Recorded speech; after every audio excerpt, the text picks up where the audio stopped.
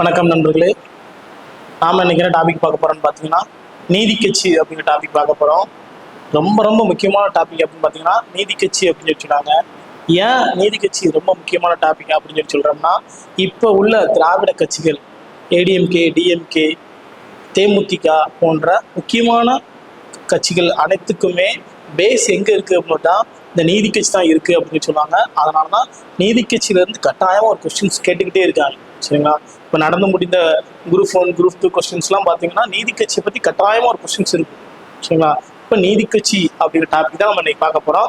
வாங்க கிளாஸ்க்குள்ள போகலாம். கட்சி எதுக்காண்டி உருவாக்கப்பட்டது, இந்த நீதி கட்சியோட முதன்மை நோக்கம் என்ன, இதோட செயல்பாடுலாம் எப்படி இருந்துச்சு, பின்னாடி இதோட செயல்பாடுகள் எப்படிலாம் மாற ஆரம்பிச்சிச்சு அப்படிங்கிற விஷயங்கள் ஃபுல் டீட்டெயில்ஸாக தெரிஞ்சுக்கணும். சரிங்களா? அண்ணாதுரை, பெரியார், கலைஞர், ஜெயலலிதா இவங்களாம் இருக்காங்களா, இவங்க எல்லாருமே யாரு அப்படின்னா நீதி கட்சி சார்ந்து செயல்பட்டு இருக்காங்க. சரிங்களா? அப்போ இவங்களோட பின்புலங்களை நம்ம அப்படியே பார்க்கலாம். சரிங்களா? சரி, ஓகே. நீதி கட்சியை பற்றி பார்க்கணும் அப்படின்னுட்டா நீதி கட்சி ரொம்ப ரொம்ப முக்கியமான டாபிக்ல. நீதி கட்சி அப்படின்னா என்ன அப்படின்னுட்டா, அதாவது தொடக்க காலத்தில் என்ன பார்த்தீங்க அப்படின்னுட்டா ஆங்கிலேயர்களோட டாமினேஷன் அதிகமாக இருந்துச்சு. ஆங்கிலேயர் கீழே யார் இருந்தாங்கன்னு பார்த்தீங்கன்னா பிராமணர்ஸ் இருந்தாங்க. பிராமணர்ஸ் கீழே யாருன்னா இந்த அடித்தட்டு மக்கள், மற்ற மக்கள்லாம் இருந்தாங்க. சரிங்களா? அப்போ 3 காஸ்ட் தான். ஒன்று பிராமணர்ஸ், இன்னும் நான் பிராமணர்ஸ் அப்படிங்கிற 2 காஸ்ட் மட்டும் தான் இருந்தாங்க. சரிங்களா?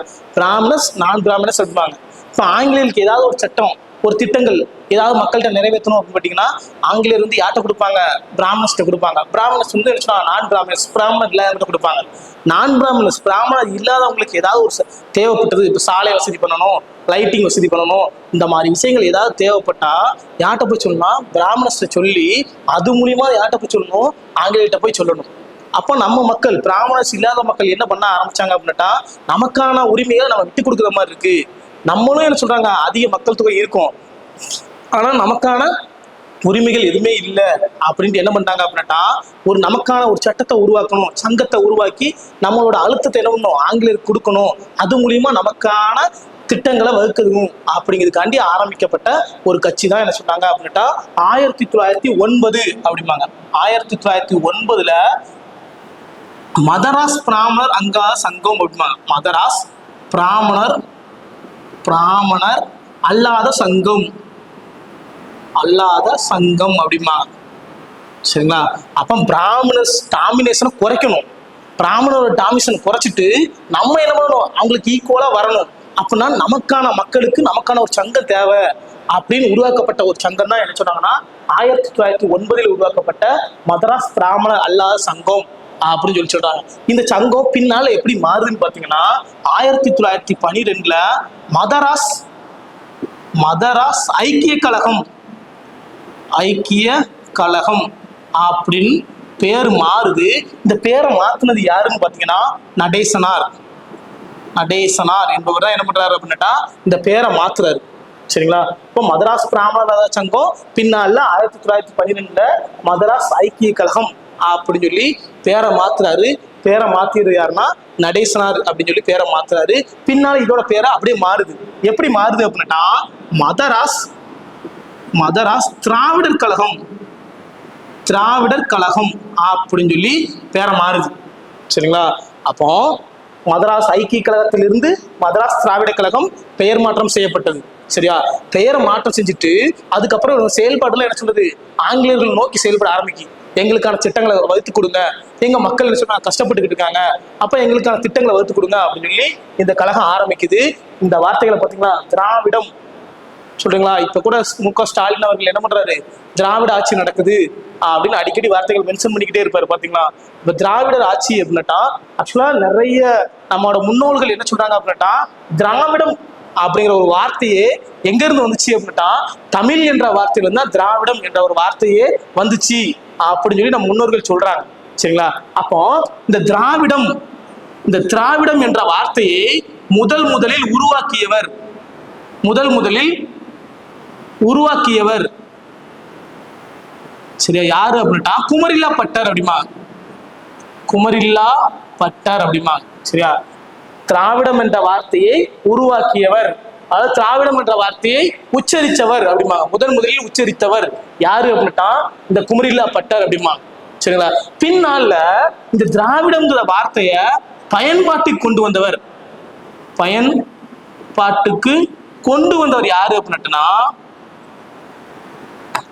கொண்டு வந்தவர் கார்டுவெல் அப்படிம்பாங்க. சரிங்களா, இது டிஎன்பிஎஸ்சி கொஸ்டின்.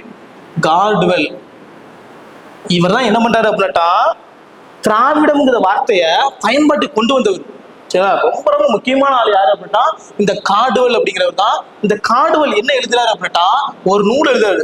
1856ஆம் ஆண்டு ஒரு நூல் எழுதுறாரு. சரிங்களா, இந்த நூலு ரொம்ப ரொம்ப முக்கியமான நூலா வருது.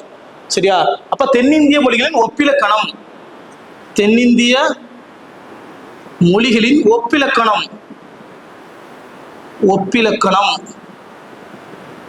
அப்படிங்கிற ஒரு நூலை எழுதுறாரு. சரிங்களா, 1856ல இந்த நூலை எழுதுறாரு. இந்த நூல்ல என்ன சொல்றாங்க அப்படின்னா, திராவிடங்கிற வார்த்தையை என்ன சொல்றது அப்படின்னா தமிழ்ல இருந்து தான் வந்துச்சு. தமிழ் மொழியில இருந்தா சொல்றாங்க. மலையாளம், கன்னடம், உருது, மற்ற லாங்குவேஜ்லாம் என்ன சொல்றது தமிழ்ல இருந்தா பிறந்துச்சு. அதனாலதான் தமிழ் வந்து சொன்னாங்க மிக இளமையான மொழி, மிக பழமையான மொழி அப்படின்னு சொல்லி யார் சொல்றா அப்படின்னா இந்த கார்டுவெல் சொல்றாரு. சரியா, அப்போ 1856ஆம் ஆண்டு தென்னிந்திய மொழிகளின் ஒப்பிலக்கம் என்ற புக்ல திராவிடத்தை பத்தி சொல்றாரு. திராவிட மொழி தான் என்ன சொல்றது முன்னாள் காலத்திலே தோன்றிய மொழி. தமிழ்ங்கிறது என்ன சொல்றது அதுக்கு பேஸா இருந்திருக்கு அப்படின்னு சொல்லி சேர சோழ பாண்டியர்களுக்கு முன்னாடியே என்ன சொல்றது தமிழ் மொழி தான் ஆட்சி பண்ணியிருக்காங்க, தமிழ் மொழியை நிர்வாக மொழியா ஆட்சி பண்ணிருக்காங்க அப்படின்னு என்ன பண்ணிருக்காரு இந்த கார்டுவெல் சொல்லியிருக்காரு. எந்த நூல்ல சொல்லியிருக்காரு அப்படின்னா இந்த தென்னிந்திய மொழிகளின் ஒப்பிலக்கணம் என்ற நூல்ல வந்து சொல்லியிருக்காரு. சரிங்களா, அப்போ மதராஸ் திராவிட கழகம் அப்படின்னு பேரை மாத்தினதுக்கு அப்புறம் பின்னால என்ன பண்றாங்க இந்த அமைப்பு எல்லா நாடும் செயல்பட ஆரம்பிச்சு, எல்லா மாநிலமும் சேர்ந்து. இப்ப மதராசப்பட்டினம் முன்னாடி என்ன சொல்லுவோம் நம்ம சென்னை மாநிலத்தை மதராசப்பட்டினம் அப்படின்னு சொல்லி சொல்லுவோம். இப்போ மதராசப்பட்டினம் சொன்னது ஆந்திரா, தெலுங்கானா, கர்நாடகா மற்ற மாநிலங்கள்லாம் சேர்ந்துதான் சொல்லுவாங்க மதராசப்பட்டினம் அப்படின்னு சொல்லி சொல்லுவாங்க. அப்படித்தானே? அப்போ பின்னால என்ன பேரை இந்த மதராஸ் திராவிட கழகத்தையும் பேரை மாத்துறாங்க. எப்படி மாத்துறாங்கன்னு பாத்தீங்கன்னா 1916 நவம்பர் 20 என்ன பண்றாங்க அப்படின்னா இதை மொத்தத்தையும் மாத்துறாங்க. எப்படி மாத்துறாங்க பார்த்தோம்னா தென்னிந்திய நல உரிமை சங்கம், தென்னிந்திய நல உரிமை சங்கம் அப்படின்னு பேரை மாத்துறாங்க. தொடக்கத்துல என்ன பேரு மதராஸ் பிராமணர் ஒரு சின்ன அமைப்பா தான் ஆரம்பிச்சாங்க. பின்னால ஒரு பேரை மாத்துறாங்க, மதராஸ் ஐக்கிய கழகம் சொல்லி பேரை மாத்துறாங்க. மாத்தியவர் யாரும் நடேசனார். சரிங்களா, அதுக்கப்புறம் என்ன பண்றாங்கன்னா மதராஸ் திராவிட கழகம் சொல்லி மாத்துறாங்க. அப்ப திராவிடங்கிற வார்த்தையை முதலில் பயன்படுத்தியவர் யார் அப்படின்னு கேட்டோம்னா குமரில்லா பட்டர் அப்படிம்பாங்க. திராவிடங்கிற வேற முதலில் பயன்பாட்டுக்கு கொண்டு வந்தவர் யாரு அப்படின்னா கார்டுவெல் அப்படிம்பாங்க. சரியா, இப்ப இந்த கார்டுவெல் அப்படிங்கிறவர் யாரு அப்படின்னா 1856ஆம் ஆண்டு தென்னிந்திய மொழிகளின் ஒப்பிலக்கணம் என்ற நூலை எழுதியிருக்காரு. அந்த நூலு தான் சொல்றாங்க திராவிடத்தை பத்தி ஃபுல் டீடைல் சொல்லியிருக்காரு. சரிங்களா, பின்னால இந்த இது வரைக்கும் சின்ன அமைப்பா இருந்துச்சு. பின்னால என்ன பண்ணிட்டாங்க அப்படின்னா 1916 நவம்பர் 20 என்ன பண்றாங்க தென்னிந்திய நல உரிமை சங்கம் அப்படிம்பாங்க. South Indian liberal association, south Indian liberal association அப்படிம்பாங்க. சரிங்களா, அப்போ தென்னிந்திய நல உரிமை சங்கம் அப்படி ஒரு அமைப்பை ஏற்படுத்தி அது மூலியமா என்ன பண்றோம் ஹோல் மாநிலங்கள் எல்லாத்தையும் என்ன பண்ணணும் நம்ம பிராமணர்ஸோட டாமினேஷன் குறைக்கணும். நம்ம பிராமணர்ஸ்க்கு மேல வந்து நம்மளோட ஆதிக்க மக்களுக்கு நமக்கு சில நல்ல விஷயங்கள் பண்ணணும் அப்படிங்கிறதுக்காண்டி ஒரு தொடங்கப்பட்ட ஒரு இயக்கம் தான் தென்னிந்திய நல உரிமை சங்கம் அப்படிங்காங்க. இதை அமைப்பை யார் ஏற்படுத்துறா அப்படின்னு பாத்தீங்கன்னா ஒரு 3 பேர் முக்கியமான ஆள். யாரு அப்படின்னா பிடி தியாகராயர். ரெண்டாவது ஆள் யாரு அப்படின்னா நடேசனார். மூணாவது யாரு அப்படின்னா டிஎம் நாயர். சரிங்களா, இவங்களோட ஒரு பெண் உறுப்பினர் யாருன்னா அலங்காளமேலு அம்மையார் பிளஸ் இவங்களோட சேர்ந்து பிளஸ் 30 பேர் சேர்ந்து என்ன பண்றாங்க தென்னிந்திய நல உரிமை சங்கம் அப்படிங்கிற ஒரு அமைப்பை ஆரம்பிக்காங்க. யாரால முக்கிய காரணம்னா பிடி தியாகராயர், நடேசனார், டிஎம் நாயர் பிளஸ் அலங்காளமேலு அம்மையார். இவங்கெல்லாம் சேர்ந்து பிளஸ் 30 பேர் இவங்கெல்லாம் சேர்ந்து என்ன பண்றாங்க தென்னிந்திய நல உரிமை சங்கம் அப்படின்னு ஒரு அமைப்பை ஏற்படுத்துறாங்க. இந்த அமைப்போட முதன்மை நோக்கமே பார்த்துக்கிட்டீங்க அப்படின்னா பிராமணர்களோட டாமினேஷன் குறைக்கணும். அது மூலியமா நம்ம மேல வந்து நமக்கான மக்களுக்கு நம்ம நலத்திட்டங்கள் செய்யணும், நம்ம மக்கள் அரசு வேலைப்பணியில போகணும். அப்ப சில விஷயங்கள் என்ன சொல்றாங்க செயல்படணும் அப்படின்னா நமக்கு அதிகாரம் வேணும் அப்படின்ட்டு என்ன பண்றாங்க இந்த இயக்கத்தை தொடங்குறாங்க. அதுதான் தென்னிந்திய நல உரிமை சங்கம் அப்படிம்பாங்க. சரிங்களா, ஆரம்பிச்சு என்ன பண்றாங்க அப்படின்னா ஒரு 3 முக்கிய பத்திரிகை ஆரம்பிக்காங்க. சரிங்களா, இது என்ன பண்ணிக்கன்னா 3 முக்கிய பத்திரிகை. சரியா, 3 பத்திரிகை பத்திரிகைகள் ஆரம்பிக்காங்க. என்னென்ன பத்திரிகைன்னு பாத்தீங்கன்னா, ஃபர்ஸ்ட் தமிழ்ல பாத்தீங்கன்னா திராவிடன் அப்படின்னு ஒரு பத்திரிகை ஆரம்பிக்காங்க. இங்கிலீஷ்ல சரிங்களா, இங்கிலீஷ்ல அது பேர் என்ன பேருனா ஜஸ்டிஸ் அப்படின்னு ஒரு பத்திரிகை ஆரம்பிக்காங்க. சரிங்களா, இதே இது தெலுங்குல என்ன பத்திரிகை அப்படின்னா ஆந்திர பிரகாசிகா அப்படிம்பாங்க. சரிங்களா, இப்ப 3 பத்திரிகை ஆரம்பிக்காங்க. தமிழ்ல அதோட பேர் என்ன பேருனா திராவிடன், இங்கிலீஷ்ல அதோட பேர் என்ன ஜஸ்டிஸ், தெலுங்குல அதோட பேர் என்ன ஆந்திர பிரகாசிகா அப்படிங்காங்க. சரிங்களா, அப்ப 3 பத்திரிகை அறிக்கை அந்த காலத்துல என்ன பண்ணாங்க. இந்த காலத்துல சோசியல் மீடியாஸ் வந்துருச்சு. அந்த காலத்துல என்னன்னா பேப்பர்ஸ் மூலியமா என்ன சொல்றாங்க, தங்களோட கொள்கையை பரப்புவாங்க. சரிங்களா, இப்ப எக்ஸாம்பிளுக்கு இப்ப என்ன சொல்றது, பாரதியார்லாம் எடுத்துக்கிட்டா தன்னோட பேர்ல என்ன பண்றாங்க, ஃபுல் அண்ட் ஃபுல் வேற பேர்ல தான் என்ன பண்ணுவாங்க பத்திரிகை எழுதியிருப்பாரு. பெரியார்லாம் என்ன பண்ணுவாங்க, சித்திரபுத்திரன் அப்படிங்கிற பேர்ல பெரியார் தன்னோட பேரை வந்து எழுதியிருப்பாங்க பத்திரிகையில. சரிங்களா, அப்போ இதுல இந்த 3 பத்திரிகையிலே மிக பிரபலமான பத்திரிகை எது அப்படின்னா இந்த இங்கிலீஷ்ல எழுதப்பட்ட ஜஸ்டிஸ் அப்படிம்பாங்க. சரிங்களா, அப்ப இந்த ஜஸ்டிஸ்ங்கிற பத்திரிகை மிக பிரபலமா அடைய ஆரம்பிச்சிச்சு. அப்போ பின்னால இதோட பேரை என்ன பண்ணிட்டாங்க அப்படின்னா ஜஸ்டிஸ் பார்ட்டி அப்படின்னு மாத்திட்டாங்க. சரிங்களா, அப்போ 1917 என்ன பண்ணிட்டாங்க அப்படின்னா நீதி கட்சி ஜஸ்டிஸ் பார்ட்டி அப்படின்னு கட்சி பேரை மாத்திட்டாங்க. சரிங்களா, எப்ப மாத்தினாங்கன்னு கேட்டீங்கன்னா 1917 நீதி கட்சி அப்படிம்பாங்க. சரியா, இதுக்கு இடையில என்ன பண்றாங்க அப்படின்னா 1916 என்ன பண்றாரு அப்படின்னா பிராமணர் அல்லாத அறிக்கை அப்படிங்காங்க. பிராமணர் அல்லாதோர் அறிக்கை அப்படின்னு ஒரு அறிக்கையை வெளியிடுறாங்க. சரியா, யாரு வெளியிடுறாங்கன்னு பாத்தீங்கன்னா பி.டி. தியாகராயர் என்பவர் தான் என்ன பண்றாரு பிராமணர் அல்லாத அறிக்கை அப்படிங்கிற அறிக்கையை வெளியிடுறாரு. சரிங்களா, இந்த அறிக்கையில என்ன சொல்றாரு அப்படின்னா ரொம்ப ரொம்ப முக்கியமான அறிக்கை.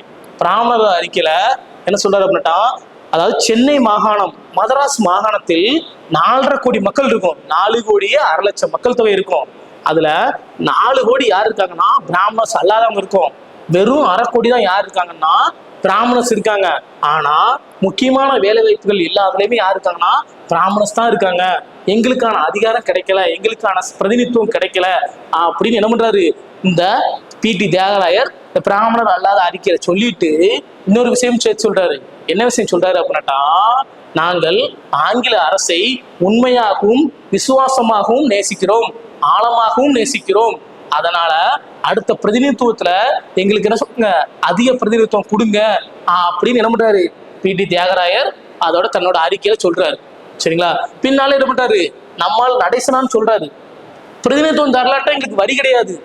சரிங்களா, பிரதிநிதித்துவம் தந்தாலும் உங்களுக்கு வரி கொடுப்போம் அப்படின்னு, பிரதிநிதித்துவம் இல்லை எனில் உங்களுக்கு வரி கிடையாது என்று கூறியவர் யாரு அப்படின்னா இந்த நடேசனார் அப்படிம்பாங்க. இந்த டி.எம். நாயர் அப்படிங்கிறவர் யாரு அப்படின்னா ராணுவத்துல என்ன பண்றாரு அப்படின்னா ஒரு மருத்துவரா இருந்தவர். சரிங்களா, அப்ப இவங்கெல்லாம் சேர்ந்து என்ன பண்றாங்க இந்த தென்னிந்திய நல உரிமை சங்கம் அப்படின்னு உரிமையை ஆரம்பிக்காங்க. இவங்க பின்னால என்ன பண்றாங்க 1917 நீதி கட்சி அப்படின்னு சொல்லி பேர் மாறுது. எதுக்காண்டி மாறுது அப்படின்னா இவங்களோட 3 பத்திரிகைகள் அப்படிம்பாங்க. தமிழ்ல திராவிடன், இங்கிலீஷ்ல ஜஸ்டிஸ், தெலுங்குல ஆந்திர பிரகாசிகா அப்படிம்பாங்க. சரிங்களா, அந்த ஜஸ்டிஸ் கட்சி என்ன சொல்ற நல்லா போனதுனால அதோட பேரு ஜஸ்டிஸ் பார்ட்டி அப்படின்னு மாத்திட்டாங்க. சரிங்களா, பின்னால என்ன பண்றாங்க அப்படின்னா 1919 என்ன பண்றாங்கன்னா மாண்டோஹோ செமஸ்போர்டு அப்படின்னு ஒரு சட்டத்தை கொண்டு வராங்க. இதோட பேர் என்ன வருது இரட்டை ஆட்சி எப்படிமா அப்படின்னா படிச்சிருப்பீங்களா. 1919ஆம் ஆண்டு இரட்டை ஆட்சி முறை கொண்டு வராங்க. இரட்டை ஆட்சி முறை அப்படின்னா என்ன அப்படின்னா மத்திய அரசு மாகாண அரசு அப்படின்னு சொல்லி பிரிக்காங்க. மாகாண அரசுல நீங்க இருந்துக்கோங்க, மத்திய அரசுல யார் இருப்போம்னா நாங்க தான் இருப்போம் அப்படின்னு ஆங்கிலேயர் சொல்றாங்க. அப்போ இந்தியா தொடக்கத்துல 1916 தன்னாட்சி இயக்கத்தை எதிர்த்து போராடிக்கிட்டு இருக்காங்க. தன்னாட்சி அதிகாரம்னா முழு அதிகாரத்தையும் கிட்ட கொடுங்க அப்படிங்காங்க. ஆனா அவங்க 1919 என்ன கொடுக்காங்க, இரட்டையாட்சி முறையை கொடுக்காங்க. மத்தியில நாங்க தான் இருப்போம், மாநிலத்தை நீங்க இருந்துக்கோங்க, அது மூலியமா முக்கியமான துறைகளை நாங்க வச்சிருப்போம், மித்த துறைகள்லாம் நீங்க வச்சுக்கணும் அப்படிங்கிறதுக்காண்டி ஒரு சட்டத்தை எடுத்துட்டாங்க. அந்த சட்டம் தான் இரட்டை ஆட்சி முறை அப்படிங்காங்க. சரிங்களா, அப்போ இந்த இரட்டை ஆட்சி முறையை மாண்டோ சமச சீர்திருத்தப்படை நீதி கட்சி ஆதரிச்சுதா ஏத்துதா அப்படின்னு கேட்டாங்கன்னா கட்டாயமா ஆதரிச்சது அப்படிங்கணும். சரிங்களா, இந்த இரட்டையாட்சி முறை மாண்டோ சமூக சீர்திருத்தப்படி காங்கிரஸ் கட்சி ஆதரிச்சுதான் எதிர்த்ததா அப்படின்னா கட்டாயமா எதிர்த்தது அப்படிங்கணும். சரிங்களா? ஏன் அப்படின்னா காங்கிரஸ் கட்சி கேட்டது தன்னாட்சிக்கும் கேட்டாங்க, ஆனா இவங்க கொடுத்தது இரட்டையாட்சி முறை. சரிங்களா? ஆனா இந்த தென்னிந்திய நல உரிமைச்சங்க இருக்காங்க தெரியுமா, இவங்க என்ன பண்றாங்க அப்படின்னாட்டா நாங்க தன்னாட்சிலாம் கேட்கல, எங்களுக்கு அதிகாரத்தை கொடுங்க. சரிங்களா? அதிகாரம் தான் எங்களுக்கு முக்கியம், பிரதிநிதித்துவம் கொடுங்க, அது மூலியமா நாங்க மேல வந்துக்கிடுறோம் அப்படின்னு என்ன சொல்றாங்க, இந்த மாண்டோ சமூக சீர்திருத்தப்போட அறிக்கையை வாங்கிக்கிறாங்க, வாங்கி அவங்க பாராட்டுறாங்க. சரியா? இதை பின்பற்றி என்ன பண்றாங்க அப்படின்னாட்டா ஃபர்ஸ்ட் 1920 என்ன பண்றாங்க, முதலில் தேர்தல் நடக்குது. சரிங்களா? முதல் தேர்தல் நீதி கட்சி ஆட்சியில் முதல் தேர்தல் எப்போது அப்படின்னு கேட்டாங்கன்னா 1920 அப்படின்னு சொல்லணும். சரிங்களா? அப்போ முதல் தேர்தலில் கலந்து கொண்ட கட்சிகள் யாருன்னா நீதி கட்சி கலந்துக்கிட்டு, காங்கிரஸ் கட்சி கலந்துக்கிட்டான்னு கேட்டா கட்டாயமா கலந்துக்கிடல அப்படின்னு சொல்லணும். அப்போ முதல் தேர்தல் எத்தனை தொடங்கினா மொத்தம் 98 இடங்கள். மதராஸ் மாகாணத்துல மொத்தம் 98 இடம். அதுல 63 இடம் யார் வின் பண்றாங்கன்னா நீதி கட்சி வின் பண்றாங்க. சரிங்களா? இப்ப நீதி கட்சி வின் பண்றாங்க, வின் பண்ணி என்ன பண்றாங்க, முதல்ல ஆட்சி அமைக்காங்க. சரிங்களா? அப்போ நீதி கட்சியில வின் பண்ண உடனே இதோட மூத்த தலைவர் யாரு அப்படின்னா பிடி தியாகராயர் தான் மூத்த தலைவர். அப்ப நீதி கட்சி 98 இடங்கள்ல 63 இடம் வின் பண்ணிட்டாங்க. வின் பண்ண உடனே தியாகராயிட்ட போய் கேட்காங்க, நம்ம ஆட்சியை பிடிச்சிட்டோம், நீங்க ஆட்சி அமைங்க, நீங்க தான் முதலமைச்சரா இருக்கணும் அப்படின்னு பிடி தியாகராயர் சொல்றாங்க. தியாகராயர் என்ன சொல்றாரு அப்படின்னா, எனக்கு பதவி அசலம் கிடையாது, வேற ஒரு தலைவரை என்ன பண்ணுங்க முதலமைச்சரா நியமனம் பண்ணிக்கோங்க அப்படின்னு என்ன சொல்றாரு, தலைவரை நியமனம் சொல்றாரு. அவர் தான் யாரு அப்படின்னா நீதி கட்சியின் முதலமைச்சர். நீதி கட்சியின் முதலமைச்சர் யார் அப்படின்னு கேட்டோம்னா சுப்புராயலு. சரிங்களா? நீதி கட்சியின் முதலமைச்சர் யாரு அப்படின்னா சுப்புராயலு. அதே கொஸ்டின் வேற மாதிரி கேட்பான், நீதி கட்சியின் முதல் தலைவர் யாருன்னு கேட்பான். சரியா? நீதி கட்சியின் முதல் தலைவர் யாரு அப்படின்னா பிடி தியாகராயர். ரெண்டு கொஸ்டின் டிஃபரெண்ட் உண்டு. நீதி கட்சியின் முதலமைச்சர் அப்படின்னா சுப்புராயலு, நீதி கட்சியின் முதல் தலைவர் யாருன்னு கேட்டனா இந்த பிடி தியாகராயர் என்பவர் தான் முதல் தலைவரா இருக்காரு. நீதி கட்சியோட ஸ்ட்ரக்சர் எப்படி இருக்கும் அப்படின்னு பாத்தீங்கன்னா, நீதி கட்சியில ஒரு தலைவர் இருப்பாரு. சரிங்களா? ஒரு தலைவர் இருப்பாரு, 4 துணைத் தலைவர் இருப்பாங்க. சரியா? 4 துணைத் தலைவர், ஒரு பொதுச் செயலாளர் இருப்பாங்க, பொதுச் செயலாளர் அப்படிம்பாங்க. சரிங்களா? இதுதான் நீதி கட்சியோட ஸ்ட்ரக்சர் அப்படிம்பாங்க. இப்ப பாத்திருக்கீங்களா, ஏடிஎம்கே டிஎம்கே கட்சிலாம் அப்படிதான் இருக்கும். ஒரு தலைவர் இருப்பாங்க, ஒரு துணைத் தலைவர் இருப்பாங்க, ஒரு பொதுச் செயலாளர் இருப்பாங்க. இந்த பேஸ்மெண்ட்டை எங்க இருந்து எடுத்துட்டு நீதி கட்சியில வந்து எடுத்துட்டு வந்தது. சரிங்களா? அப்ப நீதி கட்சியில ஒரு தலைவர் இருக்காங்க, 4 துணைத் தலைவர் இருக்காங்க. இந்த 4 துணைத் தலைவர்ல ஒரு ஆள் யாரு அப்படின்னா எம்சி ராஜா அப்படிம்பாங்க. சரியா? எம்சி ராஜாலாம் மிக பெரிய தலைவர், அவரோட வரலாறுலாம் மறைக்கப்பட்டுருச்சு. சரிங்களா? இந்த கைவீசம்மா கைவீசு, கடைக்கு போலாம் கைவீசு அந்த பாட்டு இருக்குல்ல, அதுக்கப்புறம் காருக்குள்ள நேரு, நம்ம மாமா நேரு, அந்த மாதிரி பாட்டெல்லாம் எழுதுனது யாரு அப்படின்னா, ஸ்கூல் புக்கெல்லாம் எழுதுனது யாரு அப்படின்னா இந்த எம்சி ராஜா தான் எழுதினாரு. சரிங்களா? ஆனா அவரோட வரலாறு என்ன சொல்றாங்க, ஸ்கூல் புக்ல கம்மி பண்ணிட்டாங்க. அப்போ இந்த எம்சி ராஜா ஒடுக்கப்பட்ட மக்களிலிருந்து சட்ட மேலவைக்கு தேர்ந்தெடுக்கப்பட்ட முதல் உறுப்பினர் யாரு அப்படின்னா இந்த எம்சி ராஜா அப்படிம்பாங்க. ஒடுக்கப்பட்ட வகுப்பிலிருந்து சட்ட பேரவைக்கு தேர்ந்தெடுக்கப்பட்ட முதல் உறுப்பினர் யாரு அப்படின்னா இரட்டைமலை சீனிவாசன். சட்ட பேரவைனா இரட்டைமலை சீனிவாசன், சட்ட மேலவைனா எம்சி ராஜா அப்படின்னு ஞாபகம். சரிங்களா? அப்ப எம்சி ராஜாவும் யாரு அப்படின்னா ஒரு துணைத் தலைவர் அப்படிமா. சரிங்களா? அப்புறம் நீதி கட்சியின் முதல் பொதுச் செயலாளர் யாரு அப்படின்னு டிஎன்பிசில கொஸ்டின் கேட்டிருந்தாங்க. யாரு அப்படின்னா ஆற்காடு ராமசாமி அப்படின்னு சொன்னோம். ஆற்காடு ராமசாமி அப்படிங்கிறதுதான் நீதி கட்சியோட முதல் பொதுச் செயலாளராக செயல்பட்டார் அப்படின்னு சொல்லணும். இப்ப 1920 நீதி கட்சி என்ன பண்றாங்க, வின் பண்ணி ஆட்சியை பிடிக்காங்க. ஆட்சி பிடிச்சது யாருன்னா சுப்புராயலு அப்படிங்கிறத என்ன பண்றாங்க, சென்னை மாகாணத்தின் முதல் தலைவராக தேர்ந்து செய்யப்படுறார். சரியா? இவங்க வந்த உடனே என்ன பண்றாங்க அப்படின்னா, இவங்களோட நோக்கம் எதுக்காண்டி ஆரம்பிச்சாங்க, பிராமணர்களோட டாமினேஷன் குறைக்கணும். சரிங்களா? நமக்கான தேவை நம்ம அடையணும், நம்ம மக்களுக்கு நிறைய விஷயங்கள் பண்ணணும், அது மூலியமா நம்ம மக்கள் மேல வரணும் அப்படிங்கிறது தாண்டி கொண்டு வரப்பட்டதா தென்னிந்திய நல சங்கம் நீதி கட்சி அப்படின்னு சொல்லுவாங்க. பின்னால இவங்க என்ன சொல்றாங்க, ஆட்சிக்கு வந்தோடனே மக்களுக்கு நலத்திட்டங்கள் செய்ய ஆரம்பிக்காங்க. மீனவர் மக்களுக்கு நலத்திட்டங்கள், ஸ்கூலை தொடங்குறாங்க, காலேஜை தொடங்குறாங்க, உணவு திட்டங்களை ஆரம்பிக்காங்க. சரிங்களா? தங்கும் இல்லத்தை ஆரம்பிக்காங்க. இப்ப பல்வேறு வகையான நலத்திட்டங்கள் செய்ய ஆரம்பிக்காங்க. என்ன பண்றாங்க அப்படின்னா 1921 முதல்ல பெண்கள் தேர்தலில் பங்கேற்க அனுமதிக்காங்க.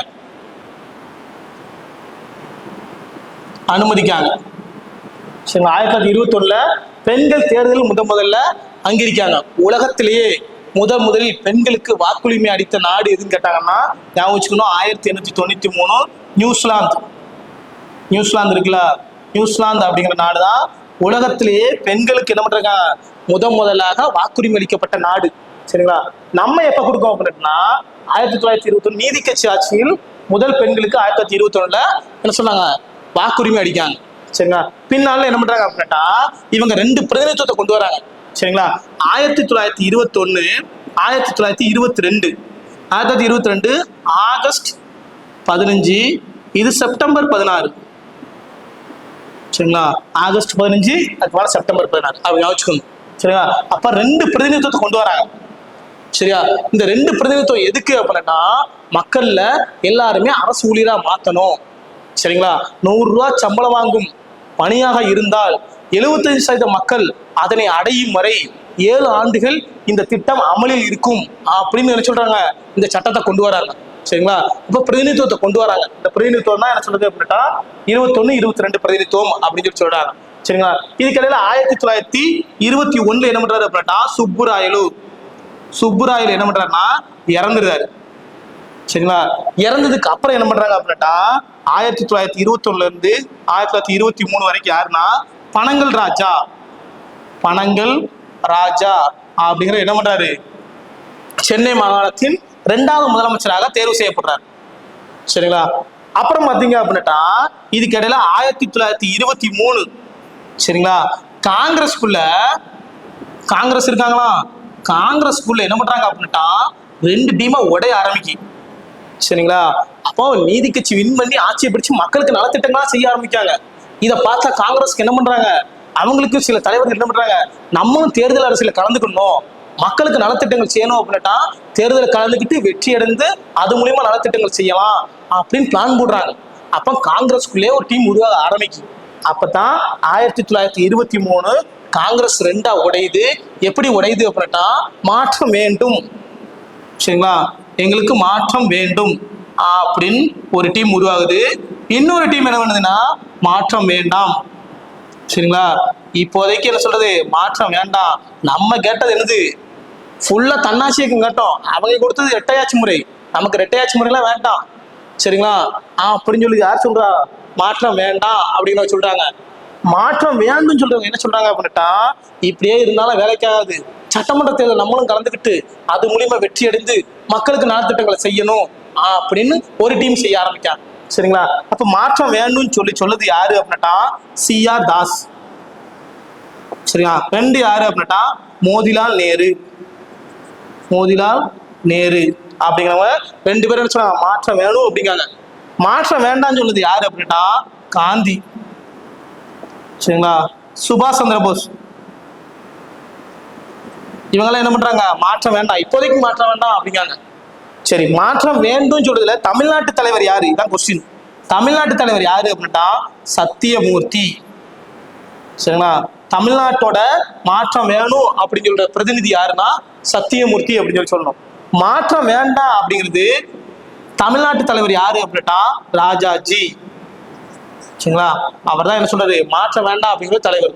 சத்தியமூர்த்தி யாருன்னு உங்களுக்கு தெரியும் அப்படித்தானே, காமராஜரோட அரசியல் குரு அப்படின்னா சத்தியமூர்த்தி அப்படிம்பாங்க. சரியா? இங்கிட்டு மாற்றம் வேண்டும் அப்படிங்கிறது சத்தியமூர்த்தி, மாற்றம் வேண்டாம் அப்படிங்கிறது ராஜாஜி. சரியா? இப்ப மாற்றம் வேணும் டீம் என்ன பண்ணுது அப்படின்னா புதுசா ஒரு கட்சி ஆரம்பிச்சாங்க. சரியா? அந்த கட்சி பேர் தான் 1923 ஜனவரி 1 ஆரம்பிக்கப்பட்ட சுயராஜ்ய கட்சி அப்படிங்கிற ஒரு கட்சி ஆரம்பிக்காங்க. சரியா? இந்த கட்சி ஆரம்பிச்சு தேர்தல் அரசியல பங்கேற்கணும் அப்படின்னு முடிவு பண்றாங்க. சரிங்களா? மறுபடி 1923 தேர்தல் நடந்தாலும் நீதி கட்சி என்ன பண்றாங்க, வின் பண்ணி ஆட்சியை பிடிக்காங்க. திரும்ப யார் வரன்னா பனங்கல் ராஜா முதலமைச்சராக தேர்வு செய்யப்படுகிறார். சரிங்களா? அப்ப 1923 இருந்து 1926 வரைக்கும் யார் இருக்காங்கன்னா சென்னை மாகாணத்தின் முதலமைச்சராக பனங்கல் ராஜா தேர்வு செய்யப்பட்டுள்ளார் அப்படின்னு சொல்லலாம். சரியா? பின்னால 1926 அடுத்த எலெக்ஷன் நடக்கு. சரிங்களா? அடுத்த எலெக்ஷன்ல யாரு பங்கேற்கா அப்படின்னுட்டா இந்த சுயராஜ்ய கட்சி பங்கேற்குது. சரிங்களா? சுயராஜ்ய கட்சியும் நீதி கட்சியும் பங்கேற்காங்க. அப்போ சுயராஜ்ய கட்சி அதிக இடங்கள்ல வெற்றி பெற்றுட்டாங்க. வெற்றி பெற்ற உடனே என்ன பண்றாங்க? ஆட்சி அமைக்கிறதுக்கு கோருறாங்க. நீங்க ஆட்சி அமைக்கிறதுக்கு வாங்க, அதிக இடம் நீங்க தான் வின் பண்ணிருக்கீங்க அப்படின்னு சொல்றாங்க. ஆனா என்ன பண்றாங்க? சுயராஜ்ய கட்சி நாங்களாம் வரமாட்டோம், எங்களுக்கு ஆட்சி அதிகாரம் வேண்டாம், நாங்க கேட்டது தன்னாட்சி அப்படின்னு என்ன பண்ணிட்டாங்க? ஆட்சி அமைக்க வரமாட்டேன்ட்டாங்க. அப்போ நீதி கட்சியும் என்ன சொல்ல ஆட்சி அமைக்க முடியாது, சுயராஜ்ய கட்சியும் வரமாட்டேன்னு சொல்லிட்டாங்க. அப்போ ஒரு சுயேட்சை வேட்பாளரா என்ன பண்றாங்க? முதலமைச்சராக நியமனம் செய்கிறார் அப்படின்னு சொல்றாங்க. 1926ஆம் ஆண்டு சுப்புராயன் என்பவர் நீதி கட்சி சுயேட்சை என்ன பண்றாங்க? சுயேட்சையா ஒரு முதலமைச்சர் தேர்வு செய்யப்படுறார். சரிங்களா? இதுக்கிடையில 1925 என்ன பண்றாங்க? CR தாஸ் என்ன பண்றாரு அப்படின்னா இறந்துருக்காரு. சரியா? CR தாஸ் இறந்த உடனே என்ன பண்றாங்க அப்படின்னா திரும்ப என்ன பண்றாங்க? அந்த சுயராஜ்ய கட்சியினர் இந்த மாற்றம் வேண்டும்னு சொல்லிச்சாங்களா, திரும்ப என்ன பண்ணிட்டாங்க?